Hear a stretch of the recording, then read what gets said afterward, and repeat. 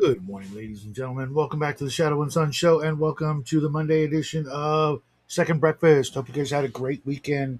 Mine was pretty darn busy, despite missing the Friday night game. Still had a fun, very fun session with OGGM and the West Coast Grognards, and then an interesting Saturday night sci-fi shadow chat where we were supposed to talk about something sci-fi and ended up talking about everything. But and then Sunday's AD&D game was pretty rocking. We had a lot of fun this weekend. Also got to see Little Shop of Horrors Friday night with Jackie's friends at his local high school. Uh, so how was your weekend, everybody? How did you manage to get through it alive, unscathed, or did you? I am currently working on some cargo containers for the big giant starship that I got. I did the first two, made them a little grungy, a little rusty. I'm going to do the same for these. However, these ones I primered black and then blue. These ones I primered white and then blue. I want these ones to be the ones in the background and the ones up front looking like they took the brunt of interstellar travel damage, and these ones a little less so. Also, because I can take these and use these elsewhere, I want to make them look different, so I can have some over here and some over here if I ever use them as scatter terrain. Also, did a fun video this morning on non-magical equipment, tools, and various other pieces of equipment that I just wanted to talk about different. I have a lot of tools in my garage and in my tool belt, etc. And I'm always looking for better tools, the best I can get. Not really satisfied with the sort of cheap knockoff junk. I go to a lot of garage sales and estate sales and things like that, and surprisingly enough, in the modern age, the better tools are the older tools. But in the fantasy world, it seems that new innovations would kind of rule the day for at least a period of time. I talked about the multi tools and the multi purpose tools and the profession specific thieves tools and holy water sprinklers and anything like that that might be, usable mostly by one character type or another. Did you guys think of any additions, any things I missed on that? The next video later on in the week is going to be, I think, either clothing and armor or uh, high tech items like clocks and telescopes. I've got a couple ready for the series, but I'm always looking for input and new ideas. So let's get some paint on this. I need to find a metallic color. That's right. I was using gunmetal from Army Painter to start the weathering damage.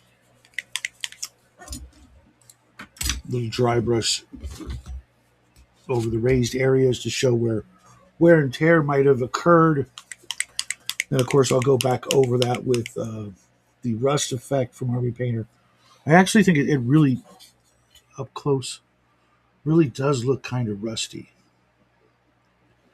Unfortunately, I'm running out of that particular effect paint, and also, unfortunately, Gnomish Bazaar is closed up shop for a little while.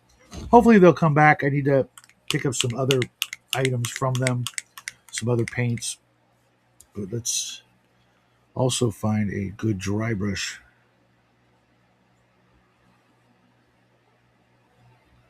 to work with.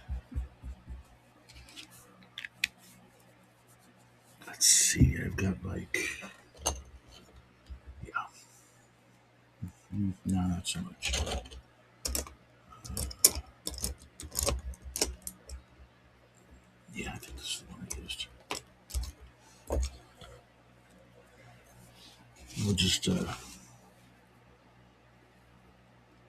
do the usual wipe off as much of the paint as possible before doing this. I'm also being very careful not to get as much paint here on the connectors where these click into the rest of the ship. Always go at a more or less a 45-degree angle when I do this.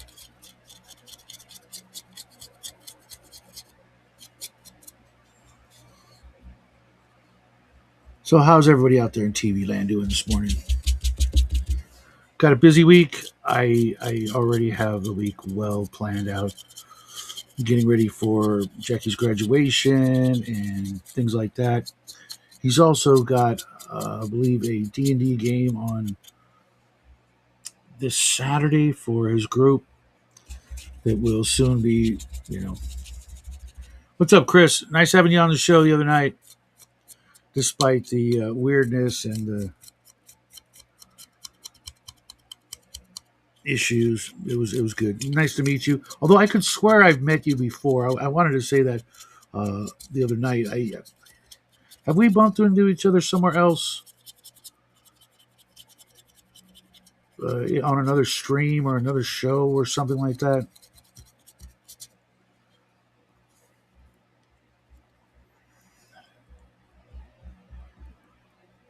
I'll give you a second to answer that particular question.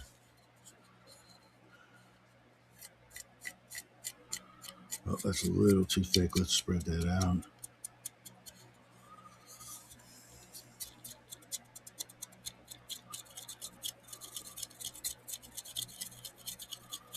Maybe just have one of those faces.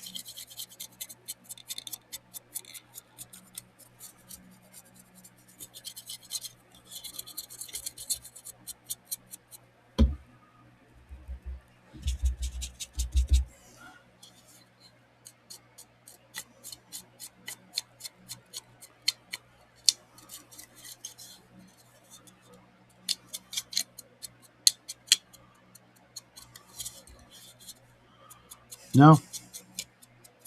Just pop, just say hi and then bounce.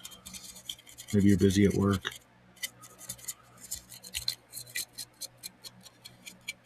But yeah, anybody else out there got kids graduating this year? Oh, okay, that's what it was. All right. Yeah, I knew I'd seen your face before. That and you also bear a striking resemblance to our friend Mike Dimart. You guys could be cousins, brothers, easily.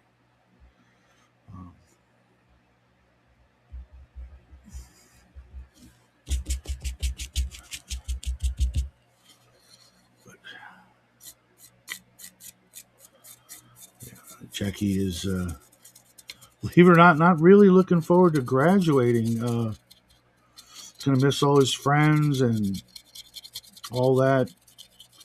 Like I've said a million times before, COVID really did a number on our kids. Really made them appreciate school and socialization and just, all that little time that they have between classes and after school events and hanging out after school. We, most of us older folks, we didn't have that problem. We had other problems, of course, with COVID, but we didn't have that problem. We always had plenty of time to hang out after school. It's so weird to see the changes between our generations and how they handle things and how they do things on a regular basis. When we were young, we spent more time away from home than at home, and they're just the opposite. Every group of them, except maybe one or two, seem to be very housebound, and I don't know. It's weird, We were out causing trouble, having adventures, going out doing, everything but staying at home all day. And these kids, it seems like they don't ever want to go outside for whatever reason. And that your kids like that, Chris? You have kids? So for us, it really seems that way. I mean, he's got his own bike. He's actually got his bike and he can use my bike whenever he likes. And we used to have so much fun riding our bikes together. And now, uh, not so much. He's doing his own thing and going to school on his own. But occasionally he'll stay after school and go ride back to his old school and through the desert and reminisce and things like that. He grew up here. He spent the last 15 years here, so he's got a real attachment to it. Not like me. I moved around so much and lived in so many different places. This is just another one of those places. But he right. Same here. Not necessarily with my dog, but my friends. The riverbeds, the open fields, the lots, the unfinished construction sites, down in the sewer tunnels, at the beach, at the park, at the school when the school was closed. Oh, you don't have kids? And these guys, except for the kids that are at this one park where they've got the basketball courts and some like swing sets and things like that. That's always kind of busy after school. Um, and I think there's a baseball diamond. But other than that, you don't see kids anywhere. Our neighborhood also doesn't really have any kids his age. There's a couple of girls that are a little bit younger, well, considerably younger than him. But that's it. He didn't have kids, next door down the street. He had one friend, but that was it. And then, so going to school was like a big deal. He loved it.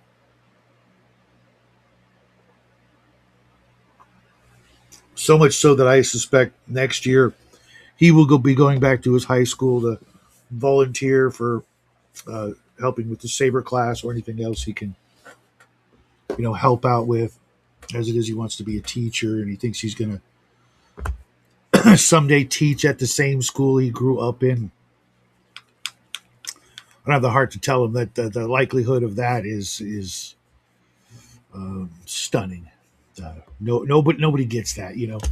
There are no instances that I know of where teachers get to teach at the same school they went to. I don't know. Maybe it's more true than I'm aware of, but not so much here.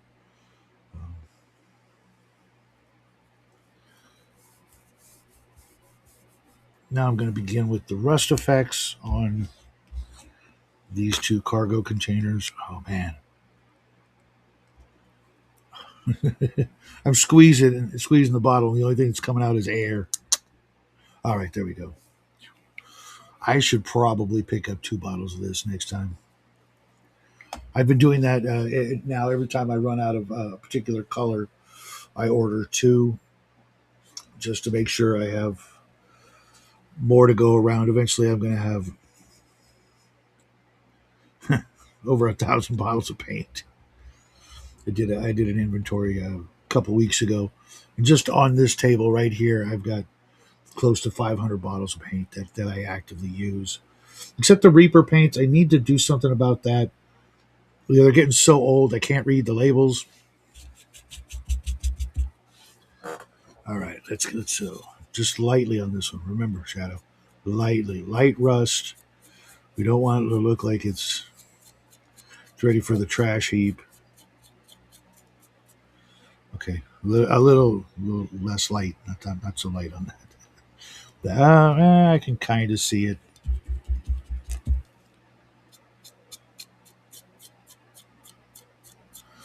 You haven't painted in 22 years. What are you waiting for? No time like the present, as they say. I know a lot of people where painting is their least favorite part of the hobby, but I'm like, putting the models together and building stuff. I totally get that. I love that, but painting is where you get to customize your thing, your project, whatever it is you're doing. That's where you get to say, this is my, these are my colors. You know what I mean? That's where you get to really, unless you're making something from scratch, this is where you get to put your own personal touches, your own favorite color, or the colors you think that these things should be.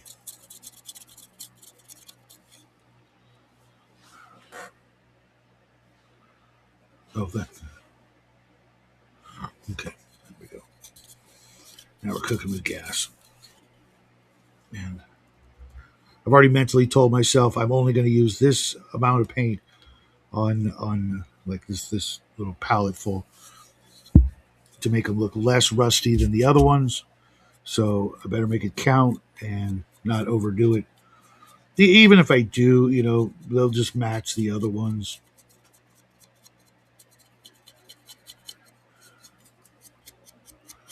Hey Chewy, what do you want, buddy? Doing people stuff up here.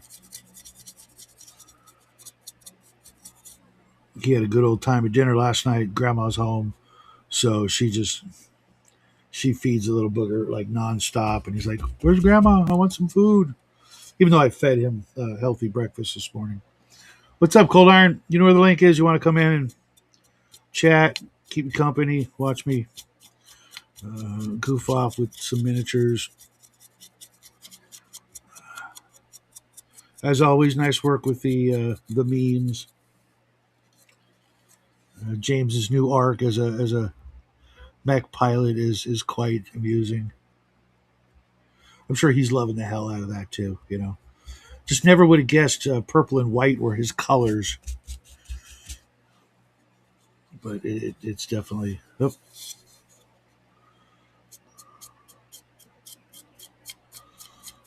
I may be done on this one. Put more, waste some more of it on the bottom. I realize I'm actually gonna have to pour some of this paint back into the bottle, which I know most painters don't do, but I don't waste anything. I'll have to post some of my stuff on your Discord. I'm still trying to get the hang of Discord, so I hope I don't post them in the wrong place. Just send me a request or whatever, however that works, and I'll let you in. Just make sure I know who it is. Say, make your name the same. I I had someone last night come into my one of my games. I'm like, "Who the hell are you?" And it's like, "Oh, it's Legacy Gaming." If you don't know him, go check out his channel. Uh, he's a solid dude. You know, I've known him for years and years now, and he came in to listen to our D&D game, and my guys are like, "Who's this guy?" I'm like, "Chill. He's cool. He's a good guy." But he only hung out for a minute, and then went off to do his own game on Sunday. Which is weird. I was meaning to ask: is there a day or a night that's like completely off limits, and is there an ideal game night? For me, Thursday night seems to be absolutely cursed. Just don't bother trying to run a game on Thursday night. It's not going to happen. I think it has to do with the fact that most of us are married or have significant others that know the weekend's coming, and Thursday night is kind of like the sort of chill at home with your spouse or what have you. We're not having any of that gaming nonsense on Thursday night. You're going to hang out and watch The Bachelorette or some stupid shit on TV. I don't actually have that issue because everything the wife watches is in Spanish, and I don't speak Spanish. I don't watch Spanish, and there is never any. Right now, she's watching this super long ass documentary on Michael Jackson. I'm just like, had that ship sailed? He's been gone how long? The time to watch his life story was like right after his life story was over.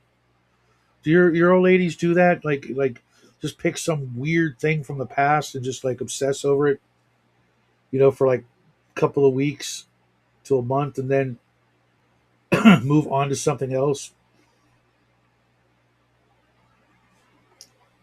I I don't get it. I mean, I'll obsess over something for a month or a couple of months, but it's usually research for a game, a story, or some other thing I want to learn. Like you guys know, I've been watching a lot of astrophysics and science videos like that.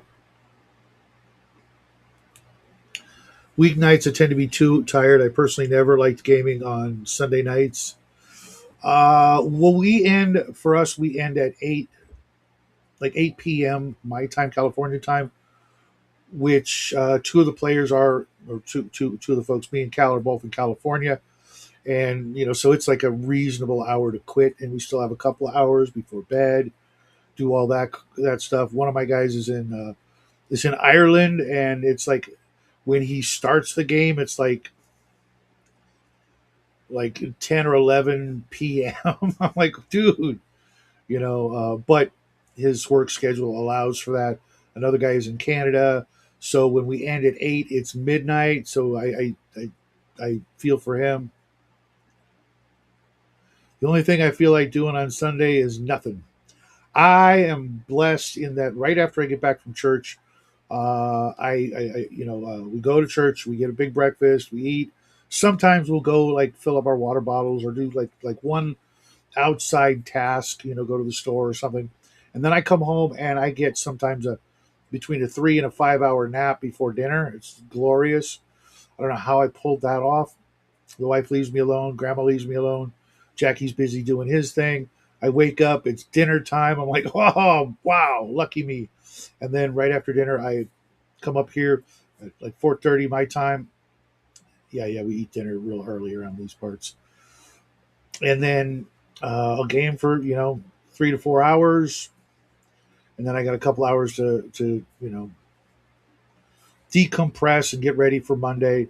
However, in a couple of weeks, I won't even have to worry about that because Jackie will be on vacation, and I won't have to get up at any particular time, which means I'll probably be rolling this show forward another hour, just because I'm not going to be getting up at you know 6 or 7:30 in the morning and want to get the show started so then I can go do other things. It'll be probably a more relaxed situation unless he jumps right in at the local community college taking classes. In which case, I thought it was I had a great idea for a graduation gift, and that was remember those old timey wind up alarm clocks. It's like, hey, here you go. You better set it for the time you want, and you're on your own kind of thing. Not quite kicking him out the door because he can stay with us as long as he wants because the way the economy is, it's stupid to pay for an apartment at his age and like I said again, this economy when he's got his room and you know obviously he clearly isn't going to be bringing girls over to spend the night because his mom would lose her shit, but he's also not that kind of guy, which I don't get that. uh, I had girls staying the night before I was 18. My parents couldn't do anything about it, and I was kind of a terrible kid and terrible person back then. So it's not the same, but you can't really the rental prices out here are insane. Just to rent a room in somebody else's house is like up to $1,000, and he'd have to spend his entire time like literally like working a full-time job in addition to trying to earn a degree and things like that. So it's like get a part-time job, kick us down a couple $100, it'll be fine. We has some money, understands the responsibility of paying some bills, and can get his degree, and then maybe find whatever job or career it is he's gonna jump into. He's also though talking about Army Reserve, which I think will be good for him, but not his mom. She will she'll be freaking out every day, thinking he's going off to war. So now I've got on my table the four doors for the cargo containers, and it's weird because I don't see how it almost looks like the 3D printer. I know that's not possible, but I don't. Maybe it is. I mean, I cannot see how these doors were attached to the housing. There's no gap like they click in, like with grabbers or something. It's like they were printed with the ability to swing open. Fucking amazing. Chris, concerning your subject about special non-magic equipment, I had a wizard and the GM let me have a staff that had concealed compartments with magician smoke bombs. That's awesome. I didn't even think about the alchemical side of things. I should look into that because you've got the good old fashioned eggshell ninja bombs as well as other non magical chemical concoctions. I'm going to put that down on the list. Non magical.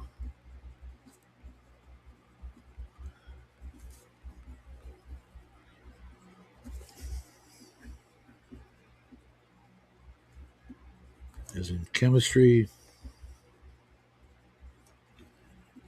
with a note to thank you again, Chris, for the idea. I looked into a lot of that. There was this company, I don't know if they're still out there, Paladin Press.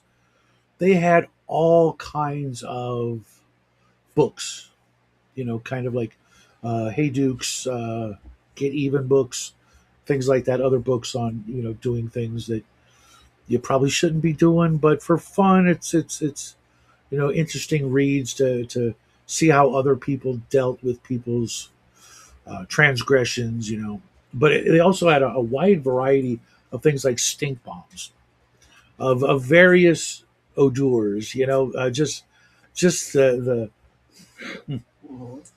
what? You guys hear that? Hello? Want to say hi to everybody? No, you don't, do you? You just want attention, you big baby. I will pet you. I will pet you while I will talk about stink bombs and smoke bombs and things like that. There's got to be other applications, glues and solvents and things like that. That sure the alchemist could make it just that's his gig, his bag.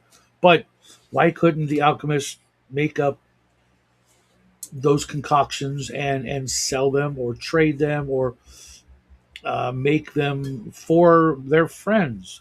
Chris also says, I had another character in 3E that wasn't a good fighter who would use tanglefoot bags and flash sticks so I would confound the enemies while the real fighters beat them up. Why not, right? I didn't think about that, but there's also like those poppers. You throw them on the ground and pop. You can make flashbangs. You can make dynamite, other explosives, and and things like that. That it's not magic, And I'm certain that a lot of the stories and our perceptions of what magic is from the old days, especially like the whole ninja branch of fantasy. I'm certain that a lot of those stories come from literal applications of scientific processes and compounds that someone came up with. They came up with gunpowder long before anybody else, and then they decided to not use it for what we use it for until we used it too well, and they probably created a lot of the beliefs of magic, fire and smoke and things like that with non-magical means, but because of the superstitions and the ignorance of the time, that they thought it was hocus pocus magic, not mix it up in a mortar and pestle, and add 2 pinches of this, and shake vigorously, kind of alchemical, just good old fashioned chemistry before it was a thing.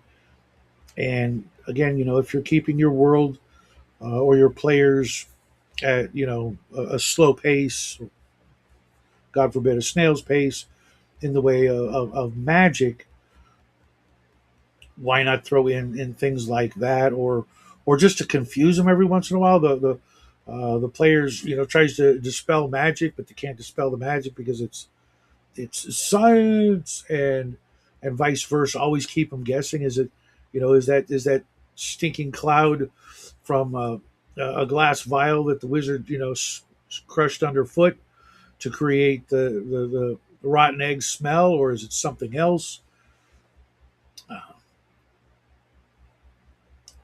I was also one lean more into this morning's video. I was pressed for time, but the assassin and the disguise kit, or even other players who might learn these tricks from from an assassin, or from watching people, or just figuring it out. There were many instances where Sherlock Holmes had different makeup kits and different putties, and he could fix his face, make the witchy poo nose, and things like that. Uh, you know, Temporary beards and mustaches, and wigs and things like that.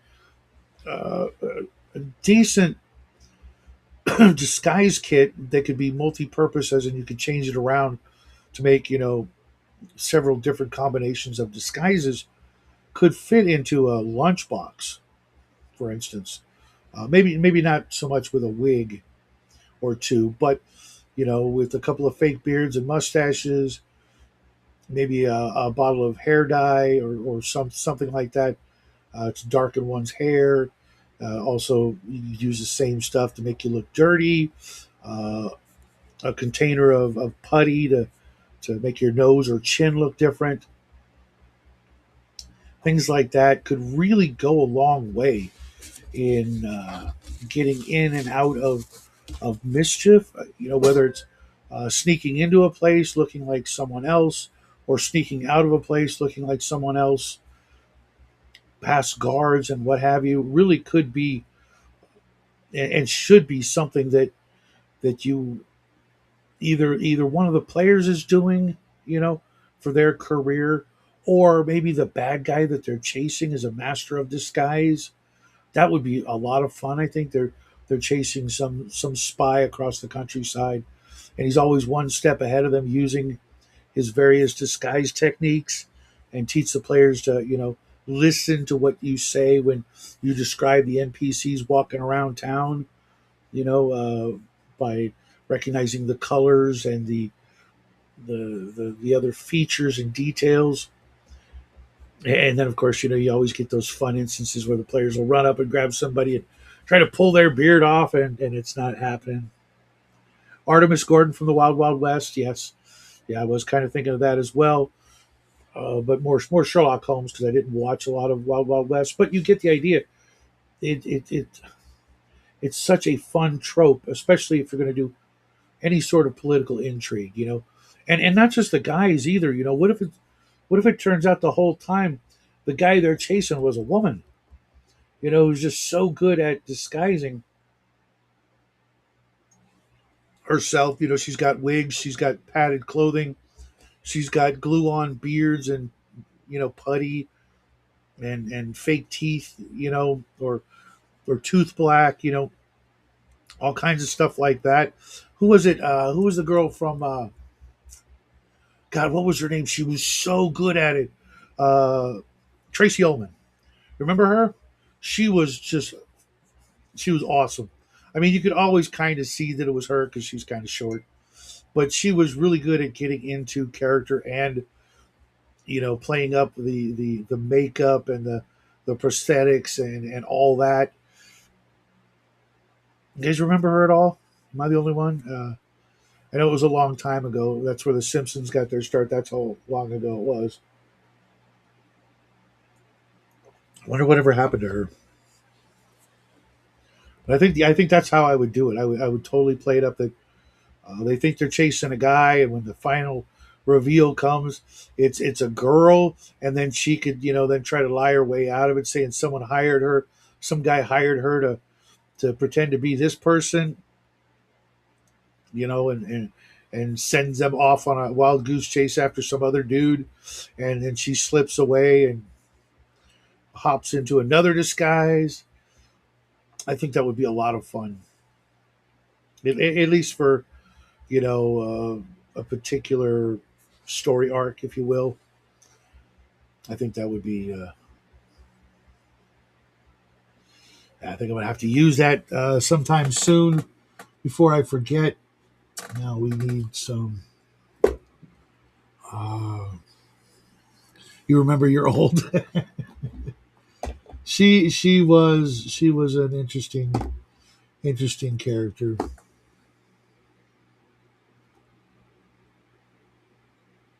I need white. Hmm. I'm just gonna use regular white. I was looking for a brush on primer, and I don't have one in anything but gray. So I'm just gonna go with just white paint and hope it does not flake and chip off. What do you guys think? The disguise thing, does that sound like something you'd be interested in playing around with next time you run a game?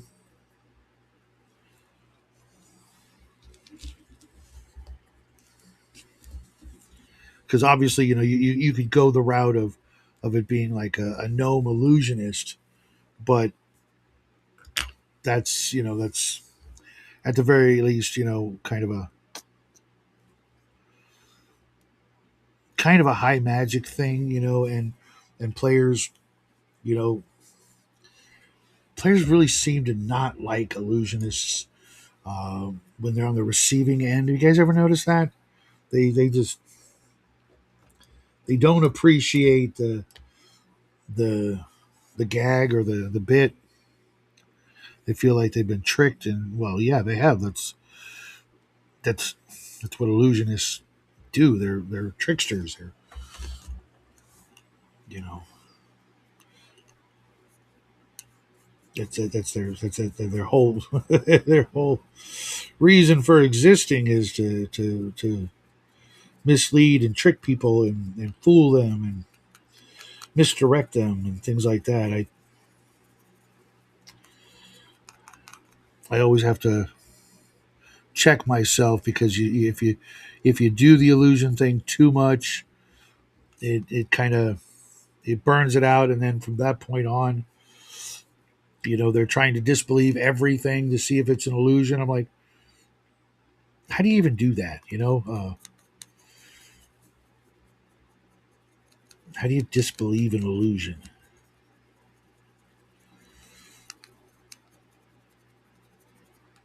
If you fail your save, you believed it. It's like forcing a random chance, and of course, people always want to do that when they know they have like a really good chance. Oh, so their saving throw versus spells or something is getting pretty decent, so that they think they can just disbelieve everything and they'll see through it. I'm like, you have no reason to. You're gonna have to tell me why you think that's an illusion instead of it just being some magic you don't understand.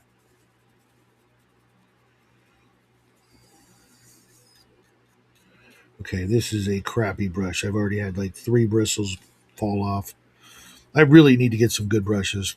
Not good brushes like expensive brushes, but good brushes that are good and cheap, that work but don't cost an arm and a leg because they're fancy smancy brushes. I just need something that'll work for like a month of solid use before I toss them into the dry brush bin.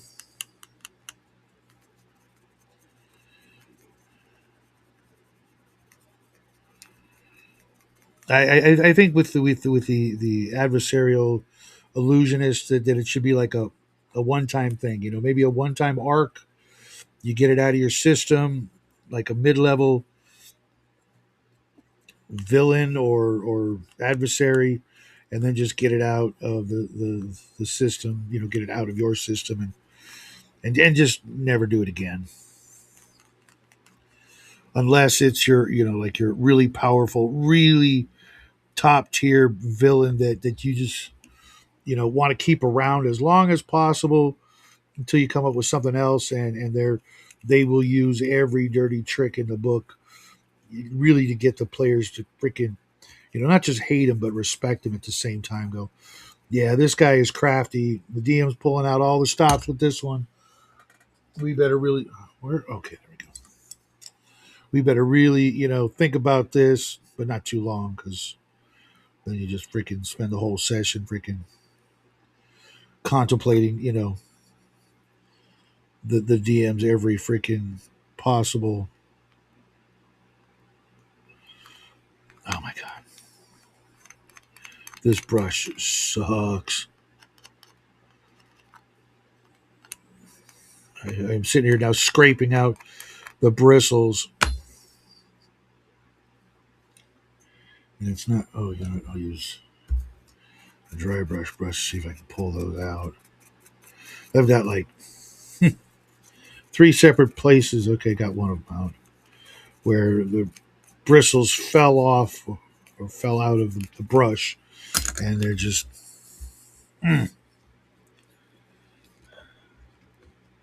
Like I was talking about this the other night.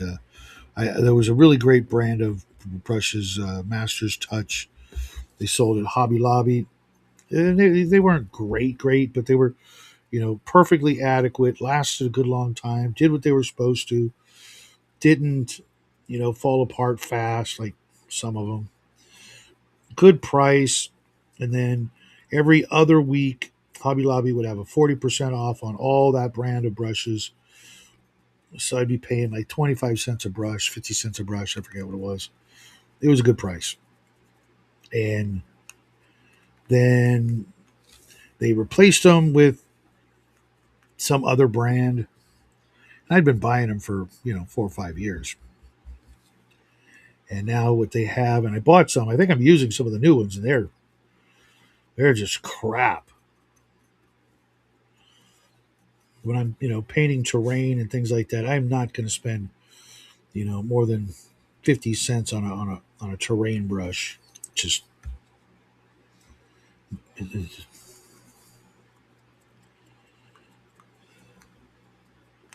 even on this big spaceship, it just doesn't make sense to spend so much money on brushes like that.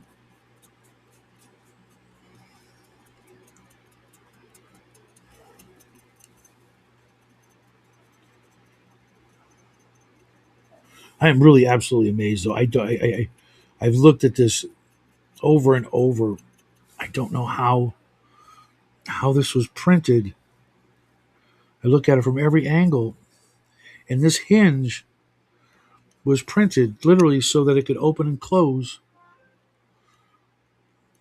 while it was printing. So there was no assembly on this. I'm gonna ask the printer, the girl who printed these up, and see exactly what the trick is there. What about something like Ouija board that the players are tricked into thinking is guiding them, but it's just chance and their superstitious bias gets them into trouble? The problem with that is that I would be more likely to do the magic 8 ball. The little plastic ball with two 8-sided dice with 16 different messages in it. That's how those work, or at least the really good older ones. I was actually looking at buying one of those the other day just to use it as a bit for the show. Uh, I think my own beliefs in Ouija boards and things like that might skew it to where it's some sort of evil entity manipulating it, and then have them have to deal with that demon or that unclean spirit on a physical level. Turn undead, something like that. But I still like the idea of maybe throwing in like a magical scrying device. My players are really fond of those yes and no question items and spells where you get to ask questions, which good on them because I mean you're playing a cleric. Clerics should be able to get some wisdom from their deity. Okay, but they should be looking at getting information and not just paying exorbitant amount of money from a scribe or not a scribe, a seer or a sage, uh, because uh, that one nobody ever wants to do it. They never think of going to pay some guy for information like ever. And since they do have access to cleric spells, and some of those cleric spells literally let them ask a yes or no question or guide them in some fashion, that they're more likely to use that, which is funny because you know in the spell descriptions sometimes there's like a chance of failure, that your god tells you the wrong answer, and I'm like, that's kind of retarded. What's up, Death Angel? How you doing, man? I think that it should just work.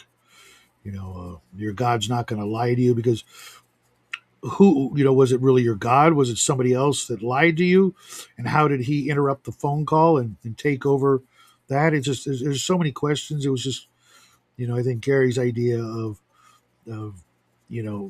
making a way that it's not always perfect, it doesn't always work kind of thing. And I'm like, well, you cast a spell.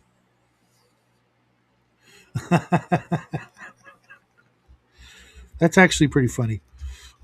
Having a like a not a penny dreadful. What they call those back in like the founding of our country, we had different like newspapers, but they were like just one sheets, broadsheets. Was that what it was called?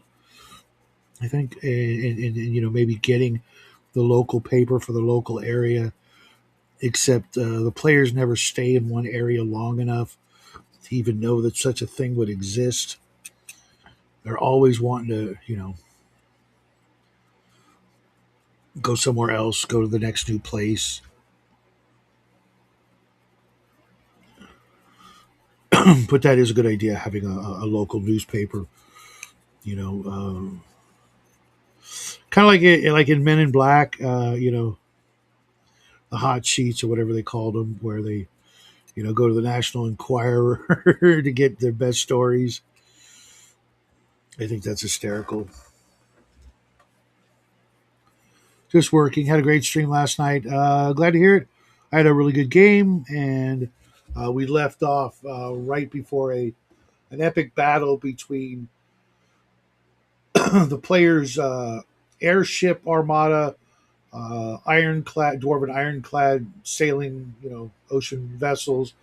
Their submarines against a flight of World War II like Zeros, and they weren't Japanese or Zeros, but those kind of aircraft. Some B-25 bomber like aircraft and a big giant stealth carrier in the back of the formation, and the two forces are getting ready to roll initiative and go at it. I like those big epic battles with vessels and cannons and ray guns and flying creatures and vehicles and summoned elementals and all that.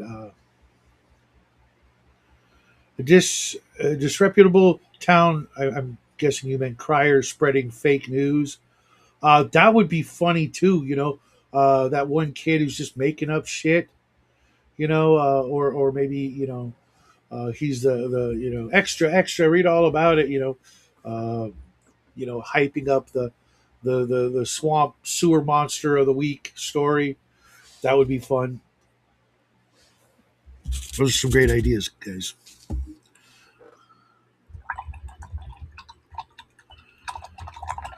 Yeah, I extrapolated there, Chris.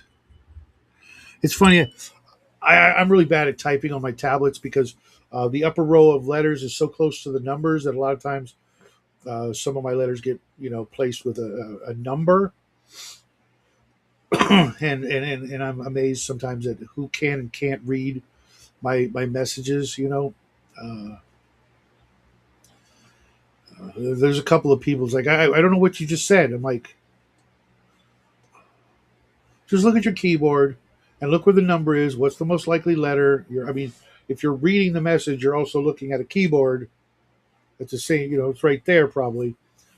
Figured out. I'm not gonna go back and edit it. Sometimes I will, but for the most part, we get in the habit of just quick response, go off do something else. So a lot of my O's are like nines because that's just where the O and the nine are. They're right next to each other. It's going to happen.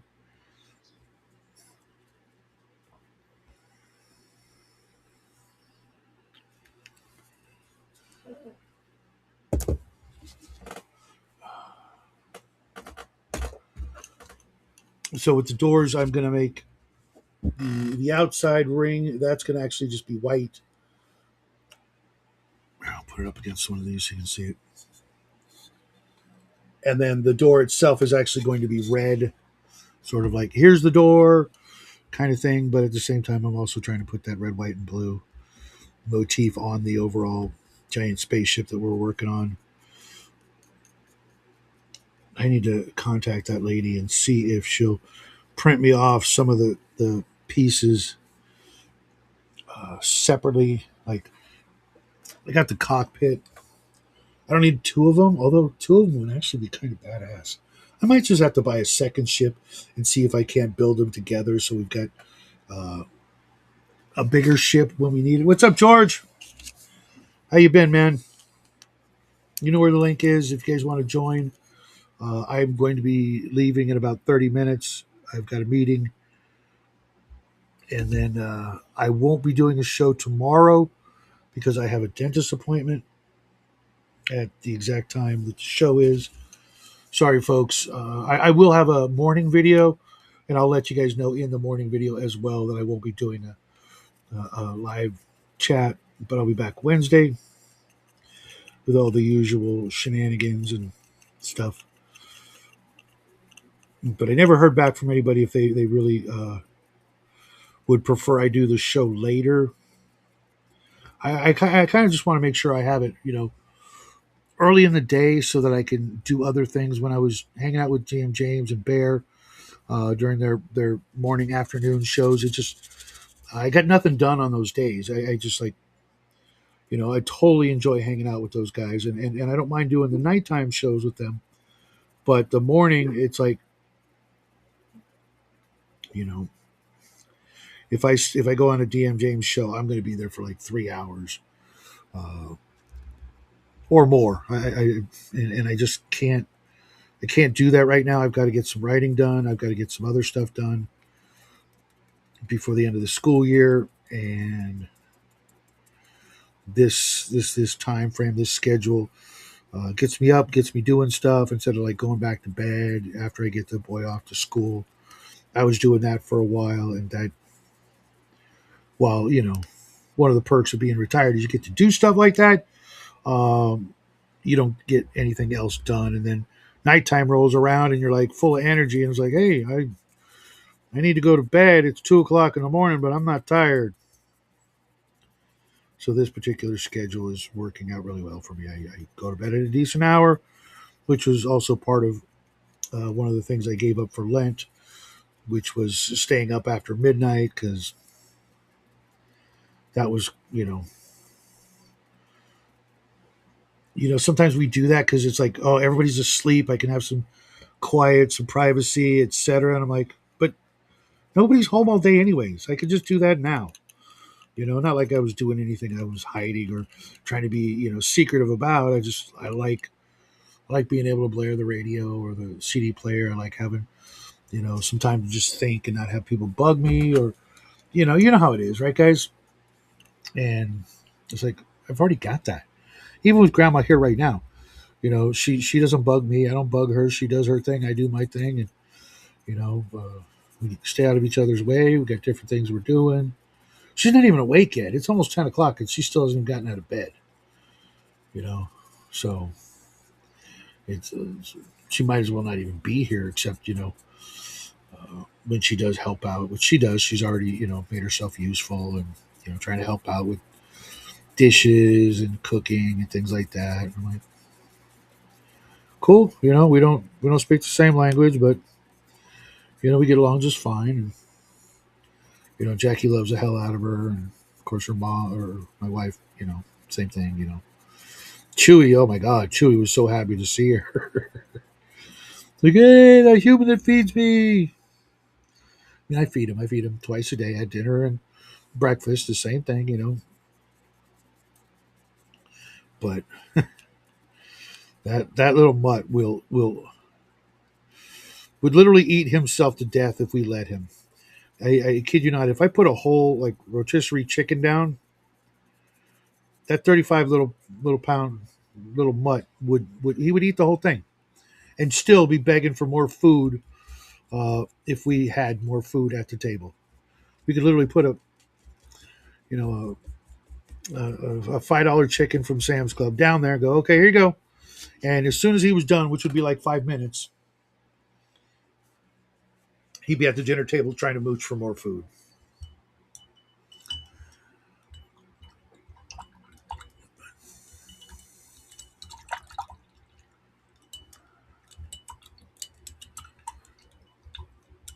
So what's new with you, George? Did you like that video I sent you? I've been really working on that game idea a lot. I've got a couple more game ideas that I want to run this year. I don't know if I could run that one on the Saturday night show or not.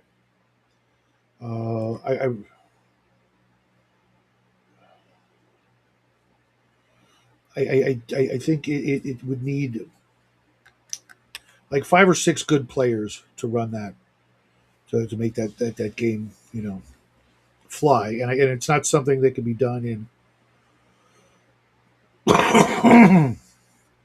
like 6 or 8 sessions.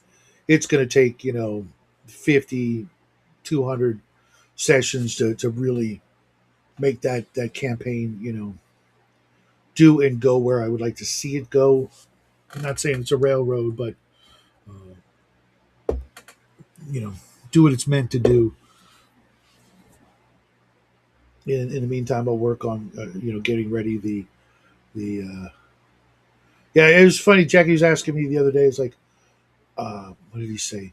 You've been watching a lot of Fermi Paradox videos. I thought you didn't believe in aliens or something like that. I'm like, I don't. I still believe the same thing. But when you're running it or creating a sci-fi role-playing game, you either have to do one of two things: throw everything out the window and just do whatever you want, and pretty much ignore any and all laws of physics that you might or might not know and understand to some point, just to make it get up and go. Warp bubbles and crap like that, which is just hand wavy sci-fi magic instead of hand wavy D&D magic. Or you got to do some research and find a way to make it work between the gaps where we don't know exists, and maybes, and maybe we could do that, uh, as opposed to, we already know you can't do this. Well, if you can't do this, then you can't use that as a way to get around in space, to survive, to move, to travel, to meet aliens. um, you know Otherwise you are just making a Star Trek or a Star Wars fantasy sci-fi dressed up story game, where you know you just hope that you don't have any players or viewers that know that, hey, that's not how gravity works, or that's not how you know propulsion works, and things like that. So I've been trying to bone up on physics and things like that, and what you would have to do uh, to travel in space any length of time.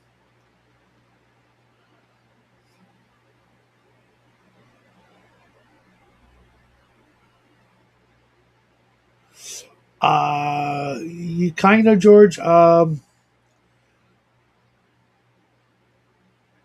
I think of it more like they could be out there, but we're just never going to get to them in like the material form. If that makes any sense to you, because I heard someone saying that maybe the only way we could get there is by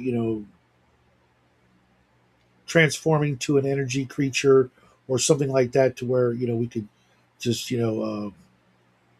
not have to worry about the wear and tear on the body, or just the idea of colony ships and things like that, because then you're dealing with issues that change the human being into something completely different anyways.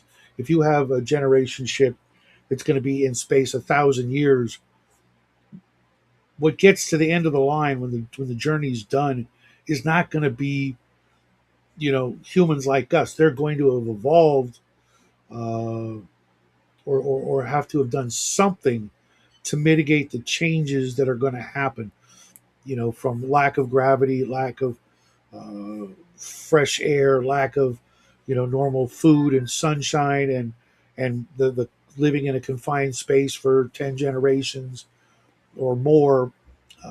Not necessarily full on biological evolution where we grow a third eye or something like that, but subtle changes will have to take place to be able to do that, unless we freeze ourselves, in which case you're relying on a purely mechanical entity getting you from point A to point B, and that has its own innate problems. We can't build a ship that can repair itself. We don't have the robots that can literally repair every single little nook and cranny of a ship yet. And one mishap along the way, so many great colony ship stories revolve around that one thing, that one time the ship malfunctioned and now it's going left instead of right, or it crashes on the wrong planet, or it just goes right past the planet they were supposed to stop at because it can't stop, or something like that. And you get all kinds of weird possible stories and games out of that. What was it, Mothership, I think, or Metamorphosis Alpha, as well as different movies that tried to touch on that subject. So I'm trying to learn, how I can move and navigate a game and its mechanics in between the you can't do and you can do's, or you might be able to do's. And I think I've got some bare bones skeletal frameworks of how I can do that. But at the same time, since I want it to be in the theme or vein of a space opera, I am gonna have to bend or break a couple of those rules just to make it fun in a Flash Gordon the '80s movie style. That makes any sense to you guys? So that's kind of what I've been working on behind the scenes, and why I've been asking questions about certain things. Just use the government Stargate and step through. But then you run the risk of the paradox of, are you still you when you get to the other side? If you've been deconstructed on a molecular level, you're dead, and then you've been put back together, but you're not you. Your soul went off to heaven or hell or something like that, unless you don't believe in that, in which case sky's the limit. But I tend to think that if somebody took me apart molecule by molecule, yeah, I'm done. I qualify for hitting the game over button and getting to go to my perspective afterlife, and fuck that noise down here on Earth. But at the same time, I did my players and I did really pick apart the the Star Trek transporter technology, the replicator technology, and come up with some wild, uh, immortality devices where different ways you could literally become immortal. And we also use the what we call total recall technology, where we just swiped that memory recorders and now you could literally make people with whatever skill sets you want, fake memories, and do crazy shit like that. Right, right. I agree. That also goes for mind transference, like transferring your mind into the brain of a robot. Sure.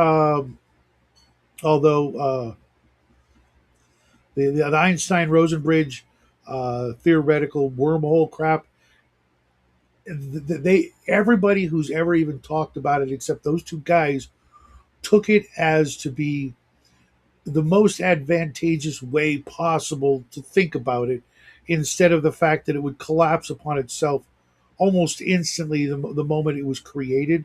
There's nothing holding it open. You would need a tunnel inside a tunnel to keep it from crushing you and disassembling you, and shredding you the moment it opened. It would be like um, like they're like trying to ride lightning. It would kill you as soon as you got on board the lightning bolt. You'd be dead before it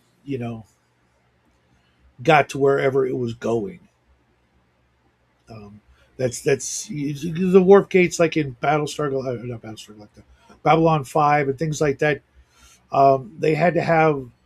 Uh, it seems to be two devices, one on either end, and maybe those two devices could be erecting a force field to keep you from getting crushed or shredded. But then, if you've got that technology to make a force field that would keep the power of the galaxy, the universe, from crushing that tunnel, you would also have an impenetrable force field that you could put that would make every starship invulnerable as well. That would, and buildings, etc. It would just naturally, well, if we can make a force field that could hold this open so that we can go from point A to point B, why don't we put that same force field around any old thing we want? Well, it's not about nitpicking so much. It's just that I know these things, and I have known some of them for a while. Otherwise, I would just make like a Star Wars kind of game where it doesn't matter. It's just as long as it sounds cool and epic, then fine. But then where do you draw the line between uh, impossible, but because it sounds awesome, then you can just do it? No, you got to have some basic framework. Uh, not to mention that if you think about it, almost not almost, but so many stories have already been told a certain way. Think of how many TV shows copied the Star Trek formula, one way or the other. In the way that you've got this huge intergalactic peacekeeping force that patrols the galaxy and makes sure everything is hunky dory, and all the adventures rely on you being one of those enlisted men or women as part of that force. There's quite a few of them out there. Quite a few of them that came out in the last 20 years as well. And I tried watching a couple of them, and I'm just like, this is just Star Trek with you know, the serial numbers filed off. I want to make something that's vastly different than a clear and obvious copy of something else. Otherwise, you are literally there's no science in it. It's just fiction or fantasy uh, through and through. And while I do, appreciate Star Wars, there's it was done in a way because of the mysticism and the the grandeur of the empire and the the the innate history of that universe. We know that universe has been doing and going on for thousands, if not tens of thousands of years, as we see it. So that kind of allows for technological innovations throughout, multiple alien races histories prior to the current era to, make a lot of the hand waving, make some sense. Maybe because you had this race's technology added to this race's technology, you get this one technological thing that now can work, even though we never thought it could. And trying to make up something that isn't just like a mirror copy of another franchise is very important to me. I don't want people to go, oh, it's just this, it's just Babylon 5, with the serial numbers scratched off. I want to make something that doesn't really look like everything else. That was one of the great things about Traveler is you really can't pinpoint that one definitive story that it was mimicking or inspired from. Uh, I've heard that there's a couple of H.P. Piper stories, Space Viking or something like that, and I read it. I'm like, yeah, no, this has got some aspects, but not enough to go. This was the definitive, spark in what were their names? Chadwick and Miller back in the day. I don't think I found that one story uh, that inspired it. I love the idea of the space truckers and the free merchants and things like that, uh, that were kind of on their own, kind of the Firefly crew before Firefly came about.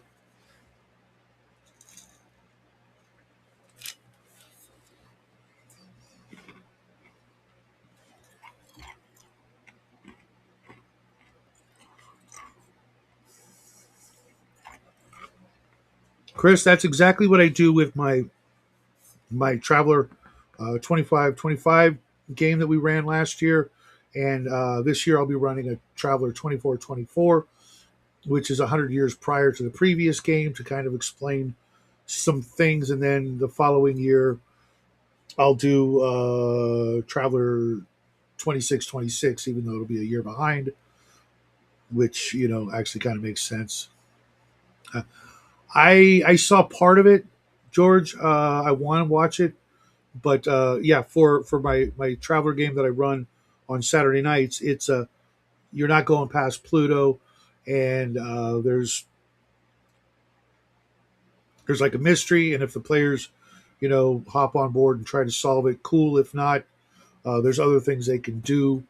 um, but it's a little railroady. But to be honest, if you're going to run a you know like a 6 or 8 session game, uh, it's going to either be railroady and have a sort of a story running through it, or it's kind of a waste of time and just to show off some people just goofing off in the game and what you can do with no point and no conclusion and no real um, satisfying end. You just end up going, well, I kind of want to play those characters some more. Yeah, well, scheduling, it's not going to happen.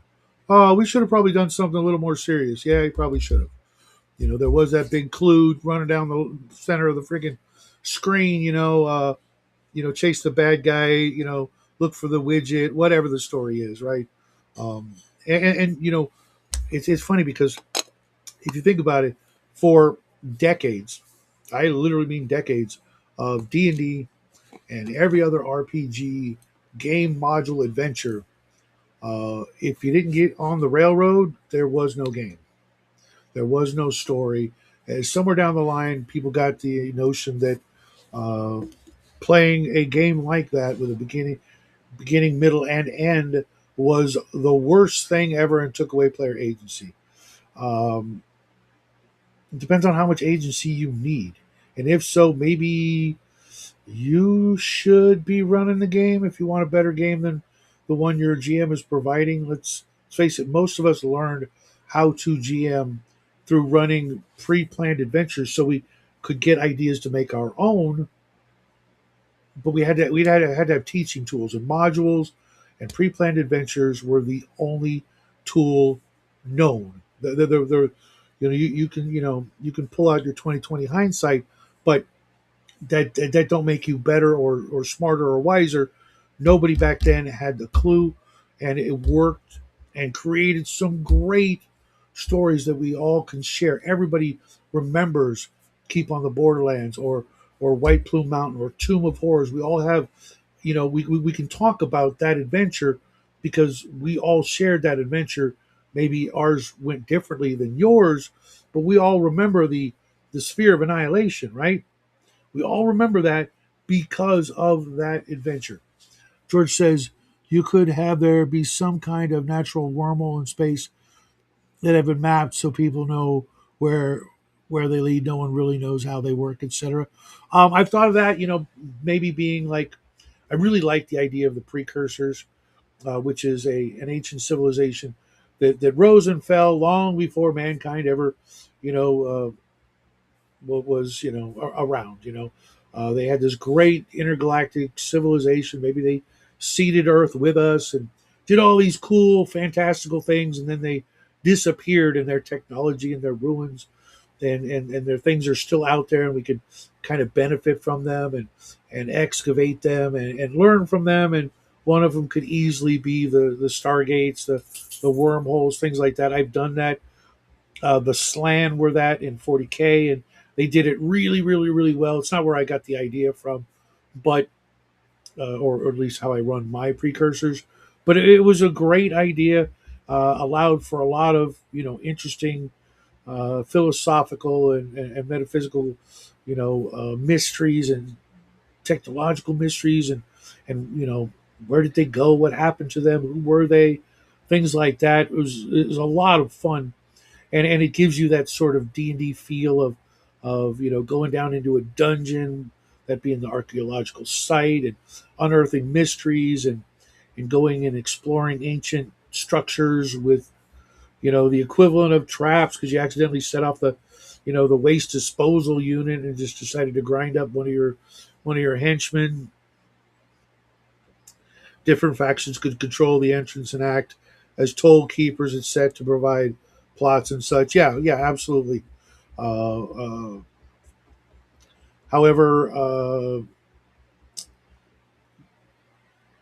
that's not where I'm going with this one. I'm definitely going with travel is going to be slow. It's actually integral to making this particular story work. Otherwise, it's just the bad guys win. Uh, when you're doing a space opera, you have to have a big bad guys that are the Darth Vader, the Emperor, the Ming the Merciless. You've got to have that big bad guy with a lot of power, and they have to be competent. They can't be ridiculous, schlocky, always making the worst possible mistakes so the good guys can get away. You've got to have a really competent bad guy. And so for this, they're just that, and that puts the players at a particular point and situation that I think would be interesting, at least for hopefully at least a good year of that game. We'll see. Jackie's going to help me with some of uh, the videos because I'm going to have at least one intro video to help recruit players and let people know what they're in for. I like the idea of like a movie trailer for the game. Now playing at a Discord server near you, kind of thing, um, and see who's interested. And I don't know if they'll play it live. I kind of don't want to. Spaceballs, yeah. That was very very well done. of all the Star Wars parodies, that was the best one. But uh, it's like one of those things that I really couldn't watch it multiple times. I watched it. I'm like, okay, this is funny, but I haven't had the desire to like. I need to watch Spaceballs again. That thought has never run through my head. Probably never will. Except maybe if Jackie, asks about it, I'll be like, okay, let's watch it together. We'll find it.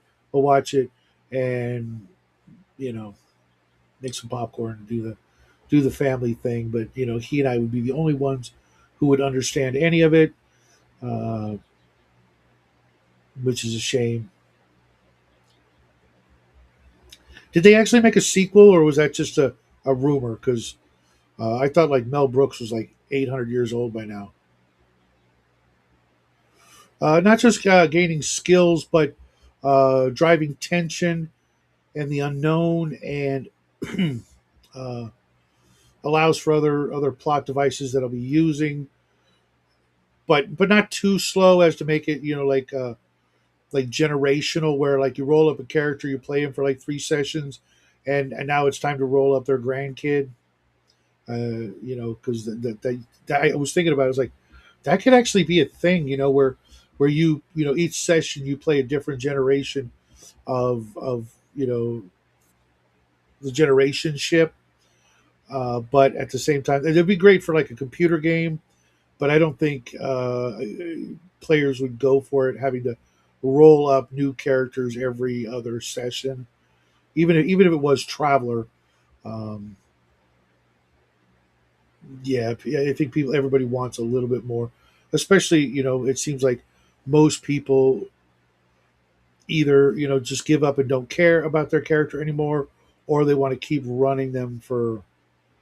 Oh, okay, there is a sequel. They want to keep playing that character until the wheels literally come off the campaign, and I'm okay with that completely because uh, the best stories I've ever read, I was never satisfied with it, with the end at the bottom.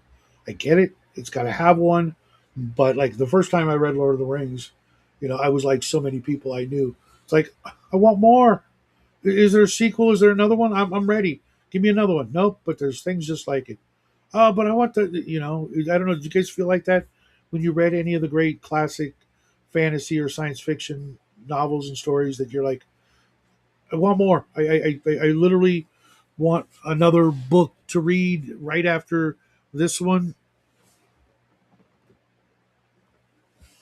I remember one friend of mine literally, not going to mention any names, literally called me up on the phone because I was like, dude, you got to read this. You've been playing D&D for a year. You got to read this. You got to read this. This is D&D. This is, I was like only 15 or whatever at the time. You got to read this book. You got to read this book. And he was an older friend of mine actually, um, by like 3 or 4 years, I want to say. And I'm like, dude, just read this book. You'll love it, and you'll get it. And he called me up the day he finished it. He was all crying. I was like, literally, I don't want it to be over. I want more. Blah blah blah. I'm mad at you. You made me read this book, and now it's over. Yeah, welcome to every book ever written, dude. Eventually, they end. Uh, Great setup for a short story book.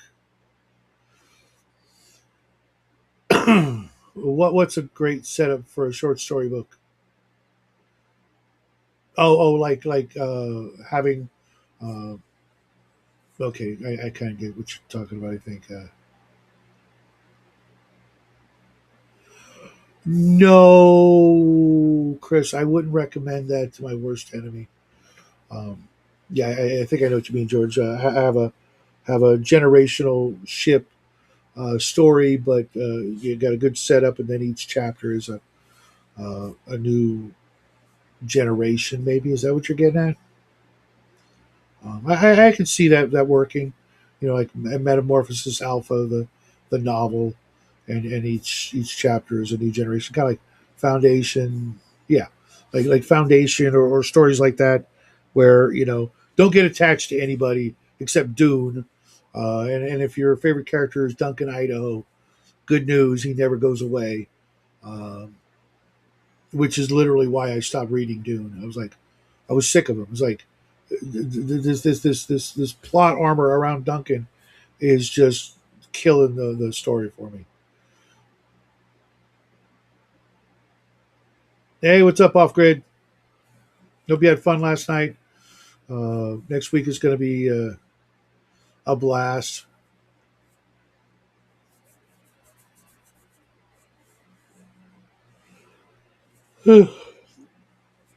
So I'm going to call it here, guys. I said I had to. I got a meeting in 4 minutes, so I want to make sure I'm spiffy for that. Sorry, Off Grid. We've been here since 9 a.m.